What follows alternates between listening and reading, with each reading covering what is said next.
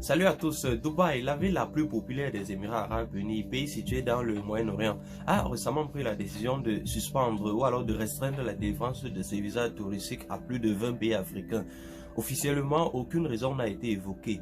Tel que vous le savez, dans les Émirats Arabes Unis, tout résident qui parle mal ou alors publie les images négatives du pays est passible d'une expulsion. En considérant cela, dans cette vidéo, je vais tout simplement vous donner les causes possibles d'une telle décision que d'ailleurs beaucoup d'entre nous ont trouvé de radical, de raciste et même d'exagéré. Ensuite, je vais vous donner les conséquences que cette décision peut avoir tant au niveau des Africains, tant au niveau des Émirats Arabes Unis. Et enfin, je vais vous donner l'enjeu majeur possible autour de cette décision qui a été prise par les autorités émiraties.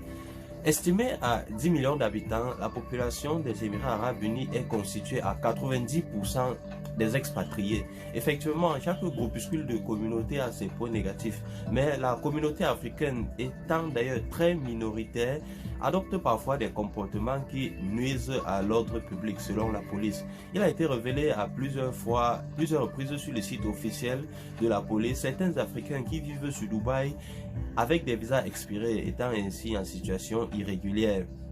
En plus, il a été révélé dans le même site de la police certains Africains qui vivent sur Dubaï et consomment de l'alcool de façon abusive, ce qui est illégal bien sûr à Dubaï.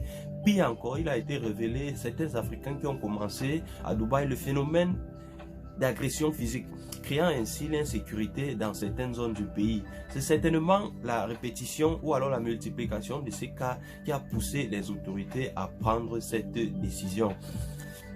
Une décision qui bien sûr ne reste pas sans conséquences tant pour les Africains car aujourd'hui Dubaï est une destination commerciale et touristique pour plusieurs Africains.